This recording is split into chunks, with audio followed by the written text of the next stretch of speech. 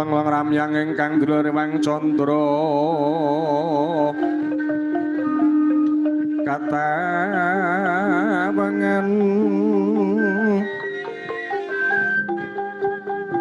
somo ing tias katuritan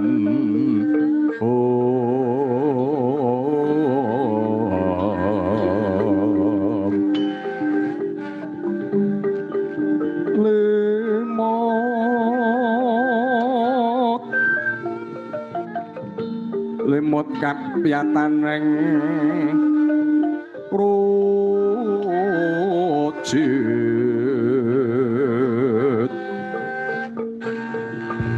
ram-ram driya manawa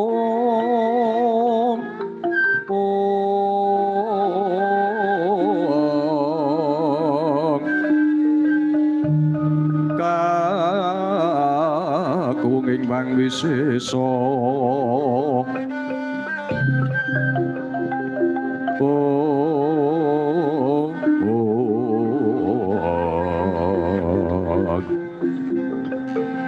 tan ana kang kuciwa reras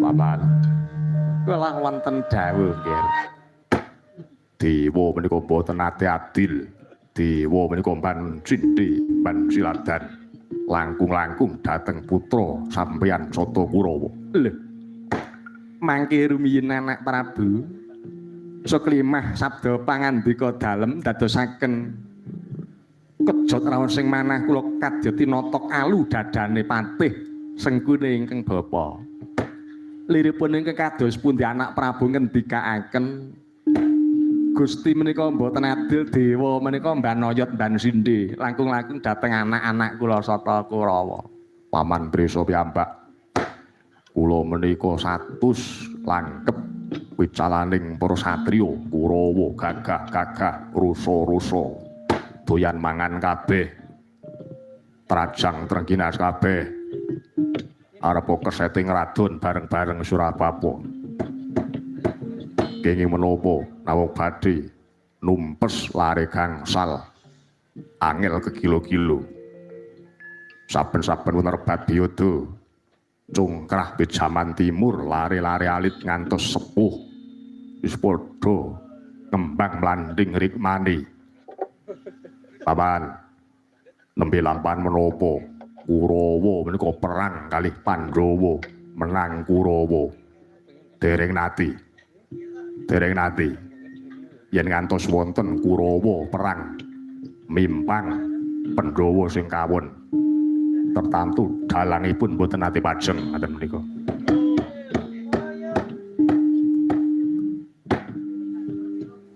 bab menika kula aturi anak Prabu menika lawan sabda kalian Kakang Penemban Dirna anak Prabu nggih mboten krana kula menika ngumpah dhateng Kakang Durna babar pisan mboten nanging sedaya priksa sedaya uninga Kurawa kuwi ya murid saka 5 Pandhawa murid kinasih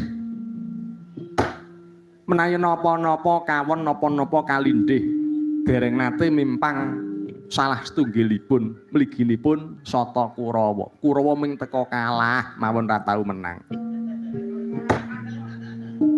nganti entek ngalas entek ngomah ming teka entek-entekan niki sing salah gurune yen pangapunten mongko Kakang Durna menika esuk sirawan bengi lenggah jejer kalian nata Ngastina kenging menapa jroning galih lan batos Kakang Penemban Durna menika cumondhong utawi cumondhok dhateng para Pandhawa piyantunipun rawuh monggo mang timbali piyambak nyuwun pangapunten nggih paman kados pundi Romat Madura kalau kecoblek kuduk manyor-manyor Adipati saben ngendika mesti mengarep provokasi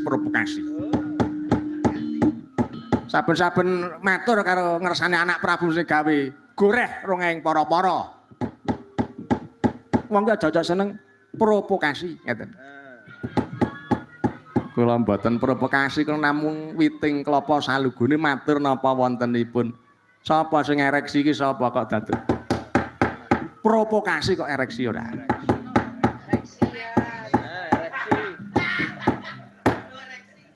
Menika namung dereng anak Prabu, namung dereng ngaten. Kula ngertos lakuning takdir menika kula ngertos senengane takdir menika cok nglulu-nglulu. Lah niki lho. Sapa-sapa digawe menang dhisik. Sapa-sapa digawe menang dhisik. Tundane sekabingahan menika numpuk mati ke timbun. Ing tembe wingking badhe kosok wangsul. Lah niki. Pandhawa ki mong 5 dipun nalar 1000 mokal, 1000 kemokalan. Wong 5 ditanding karo wong 100 ki nyencara hitungan driji, wong 1 dikeroyok wong 20. Kok menang sing wong 1 menika mustahil, mustahil. Mboten wonten, mboten wonten. Ning kasunyatanipun kenging menapa? Saben-saben rebut biyada congkrah padha peperangan awit cilik mbiyen tekan tuwek-tuwek kaya ngene. Pandhawa karo Kura pisan wae patih sing kuni durung tau krungu kabari. Janaka ki kerengan karo Kartomarma kok menang Kartomarma ki durung tau ana Kang. Nika namung dereng, namung dereng. Dikaniaya waras, dikaniaya waras. Nanging kasenengan menika ing tembe wonten perang ageng Baratayuda Jaya Binangun. Tertamtu badhe dumawah kosok wangsulipun. Ngeten. Film napa mawon niku nek jero lakon mesti kalah dhisik, ngeten. Sama tau nonton film Jepang sampean ora? Napa sampean wong akar sing bendina nonton kok maido sampean ora? Judul India, itu film nganu Hollywood. Judul ki mesti kalah dhisik. Ketula-tula kelunta-lunta. Lho, tundhane oleh kamenangan. Lah wonten menika bab Kurawa menika dados lakon lajering kautaman ngaten.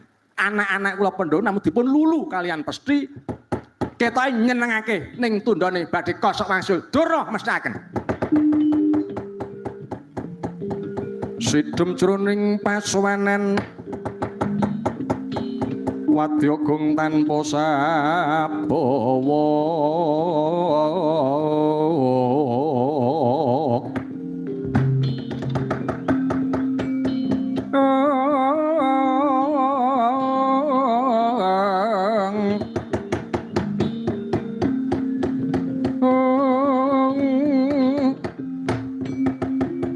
Kapraban Sri Narendra Tama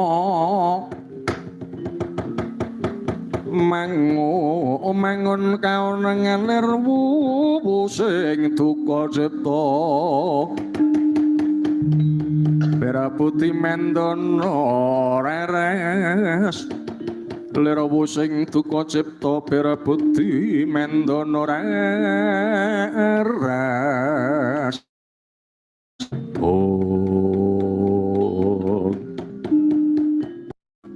cekap paman cekap kula namung badhe matur persajan cekak gampilipun monggo monggo kersane Prabu napa ingkang paduka kersaken badhe kula suntakaken wong Durna kok kuwatir iya yen to mangke estu kelampah perang ageng Baratayuda napa kegiatan Sata Kurawa sajuyantenipun saben tanding mesti kawon saben tanding mesti kawon nger wonten saka 5 menika enten magangan ninggal sampun kamandasa dinten menika cukla-cukli wonten perlapan badhe mangun sutal kekadangan menika nata ing Praja Sengkapura putranipun Swargi Prabu Kangsa lha niki yoga kula pun sasara windu mangke kula timbali madhep marak mangarsa anak Prabu Duryudana lajeng nyebat yayi minangka Kapernawarda dhateng panjenenganipun menawi dipun paringi palilah badhe kula nyuwun panulung sersa tawis ndang wonten ngalun-alun anak Prabu Sasra itu sing praitna ngatos-atos tumuju marang dhateng lenggah nuwun pamit nggih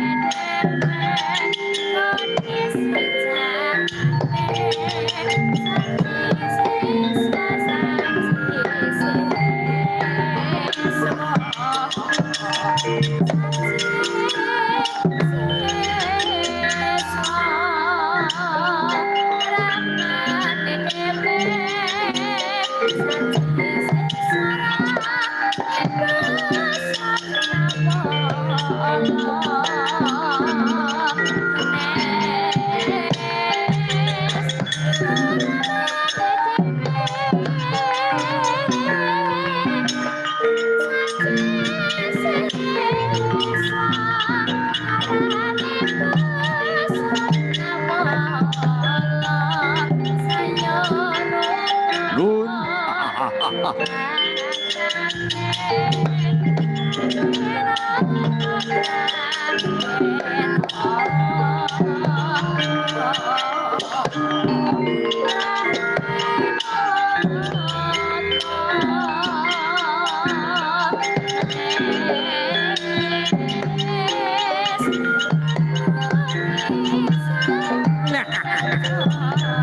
menika nggih.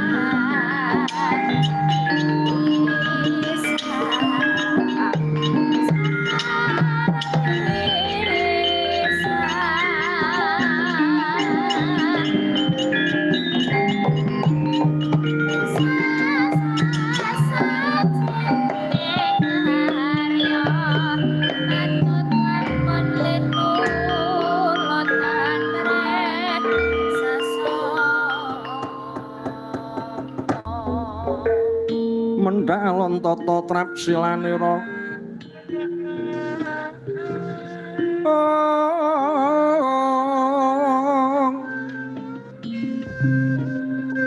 dutane Sri Naranata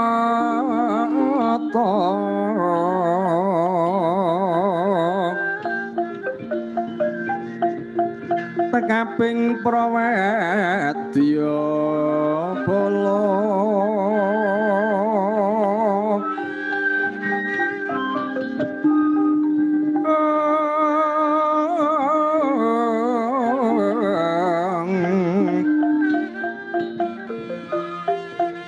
tanana kang kuciwa raras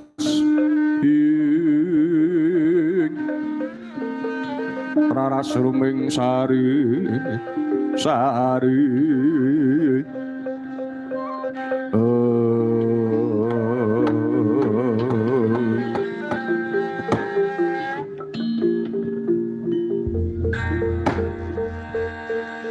ora mengku Yayi Prabu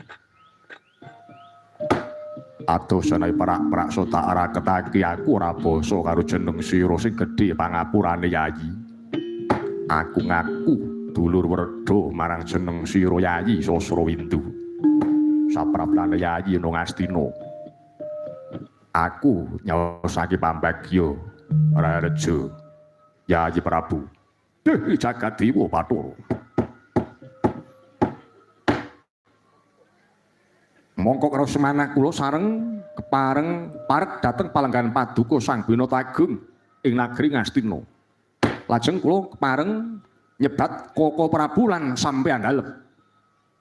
Sumanggaki ana astane Yayi Sasrawindu sembah nuwun. Saderepun kumatur makathah-kathah laku rumiyin kula ngaturna sembah bekti kunjuk sandhaping pepodo sampeyan dalem. Kakang Prabu Jaka Pitana tak tampa tiba padha-padha tak petelake ndodho ngempetono kawidadan semadun sato tulungku asu napas asate ngriwi naca kangge dawuh saka Rama Panembahan apa para nyata yen to Yayi Sasrawindu saguh dadi mitra rawanging para sata kurang ayunake parang agung Baratayuda Jaya pinangun. Nah, menika mboten mawi sumalang tedha-tedha. Kula aturi radang sata Kurawa madhep mantep marep. Kula tartamtu badhe ngedhingalaken dharma pedah menapa kula nglebur tapasma wonten ing Saka Lima yen to kula min slamin cle. Anggen kula ngugeming janji lan kesagahan. Salugut jawut pinara sewu kula mboten badhe ngudip kawiryan lan kekucah dalem kados negari Sengkapura menika kampung saing kuping blarak samegaring payung negari sugih negari bawa mboten badhe kirang samukawis Mas Bicis Raja Brana kondhang Kuncoro Sengkapura nggon bandane nggon donyane. Ya aku dhewe midhanget pawarta kang kadya mangkono. Kasinggihan. Nanging menapa dalunaning kalih dening kula menika daya-daya manggon kadangan wonten negari Ngastina. Koko Prabu miturut dongeng para sepuh ingkang nyupet yusmani Rama Prabu Kangsadewa menika Prabu Baladewa, Prabu Kresna. Baladewa nika ratu Mandura, Prabu Kresna raja ing negari Dwarawati. Yo. Kahanan katen kula ngibarataken wong tuwa ngutangake anak sing kudune nagih. Sing utang kudune nyaur, sing gawe bakal ngenggo, sing nandur kudune ngunduh. Baladewa lan Kresna ngutangi pati kudu tagih utang pati. Lah sambung rapetipun kalian negari Ngastina wonten jagat menika ingkang kekiyatanipun kegilo-gilo tanpa tanding menika namung negari Ngastina. Sak sampunipun mangkih kula tanding yuda kalian Baladewa lan Kresna, kula nyuwun negara Ngastina sampeyan dalem Koko Prabu ampun belani. Ndak rusake jagat menika telas tupes tampis tanpa tilas. Eman para kawula sing samya kecalan yang sepuh bocah-bocah yatim tinggal bapake mati ning Pak Baratan. Rondo-rondo anyar, ya nek rondo ki sinom, rondo wis tuwek agawe oporane. Krana perang ageng ingkang badhe kula adani. Kula mung nyuwun mangkih kula badhe tanding yuda, ora kok wong Ngastina takon mbelani. Ngudi tulara wirange sosor niku babar pisan mboten. Ingkang kula suwun praja Ngastina pun sah cawe-cawe perkawis menika. Awit Prabu Baladewa pengayom wonten ing negari Ngastina, Prabu Kresna botohe wong Pandhawa kalih pisan Sasrawindu ora bakal tinggal gelanggang colong bayu. Yun pangestu badhe kula lumarap wonten negari Mandura kula tugel gulune Baladewa sak sampunipun ngaten. Mang dawuhi kula lumarap wonten negari Ngamarta klilip paduka dalem Kakang Prabu Joko Witana, Puntadewa, Werkudara, Janaka lan kembar atos mejet wong ngeranti. Kados pundi paman? Ih kula aturi mitang kanthi langkung langkep lho nggih. Anak Prabu Baladewa menika sinten? Anak Prabu Baladewa menika pengayoming para Kurawa. Ya sanak, ya kadang, ya pengayom, ya dulur karo Kurawa. Ageng sanget labuh labetipun dhateng sampeyan dalem anak Prabu. Nggih. Mboten usamawi dipun penggalih kedawa-dawa kedelarung-delarung. Wong urip iki lupute mati mukti. Kapan bisa numpes kelilipe wong Ngastina ora wektu dina iki mila anak Prabu. Menawi dhateng aturipun ingkang Bapak Sakalimun paling palilah. Wong nyatane Kurawa ora kelangan apa-apa mung ora usah melu-melu mbelani Baladewa. Ora ngaten anak Prabu Sasrati kasinggihan. Punten dalem sewu. Yai Prabu kula ingkang suwatu Kakang Adipati Karna semanggaken sarauh paduka memangsari dhateng rupa nggih Yai.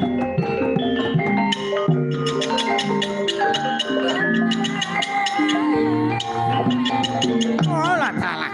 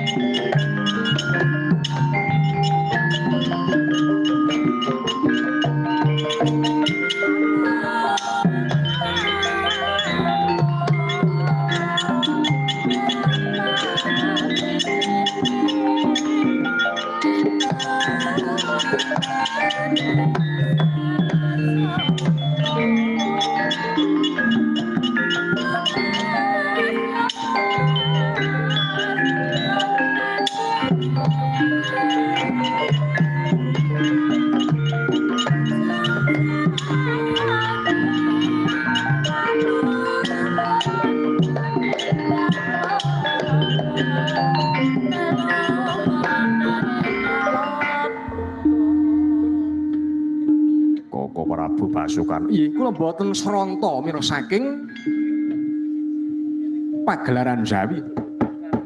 Kados wonten ameng-ameng nyawa wonten parapatan ri samanggi. Kula nyun wekdal badhe kula sapirembaklian Ratu Sengkapura wong kondang Pandhentara Prabu Sasrawindu. Sajengipun Barangasta Paduka. Prabu Sasrawindu, kula sinuwun ngawongga. Ngono ya ora ana wektu sing akeh aku tak wangsulan karo kowe. Mangerta yen to Senopati Agul-aguling Praja Ngastina iku Bupati Ngawangga ya aku Basukarna, Narpati Ngawangga aku Suryatmaja. Nggih, sedaya priksa kondang sampeyan dalem matur nuwun, matur nuwun. Ngono, Cang Prabu. Aku melu misuda kowe dadi Senopati anung-anunging praja negara Ngastina sing anyar. Aku malah kepara tak seleh. Aku tak trempu dadi ngembani lan pengapit tumrap Senopati Agung anyar yaiku Prabu Sasrawindu ing mengkone. Mong aku njaluk kowe bisa merjaya Kakang Prabu Baladewa tanpa nganggo nyiprati letuh marang sedulur lan kula marga Ngastina. Aku melu wisuda nang kosok baline. Iki rembuge wong lanang nganti kowe kalindhe yuda kelawan Koko Prabu teges kowe membarang pirang kowe manapuk pasuryane wong Ngastina. Negara Sengkapura dadi tataane tak jaluk dadi jajane negara Ngastina. Adalah iki rembugane wong perwira sing temenanan. Yen ngaten kula sagahi Koko Prabu. Yayi Prabu Sasrawindu diparek boten mawi kedangun. Nyun tambahing pangestu kula badhe padal pasilan dinten menika dinten prayogi. Kula badhe nyuwun palilah jimat Rama Guring saka lima mbotohi dhateng jengkar kula. Mangpestake Baladewa tak tugel gulune, Kresna tak kethok janggane. Kula warga Ngastina ora kecipratan apa-apa, tundhane duwe senopati anyar tumunten dawuhana Pandhawa tumpes dinten samangke sing praipta aja ninggal dogolan prayoga. Ngestaken dawuh.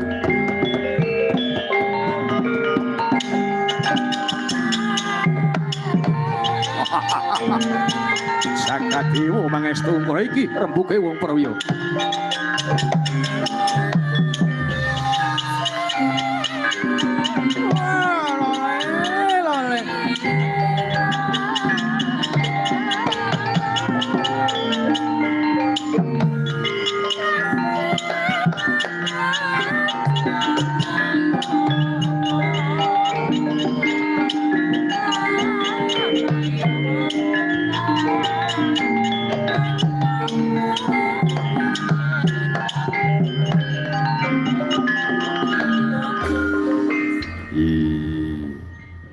Koko Narpati Ngawangga. Kula Yayi.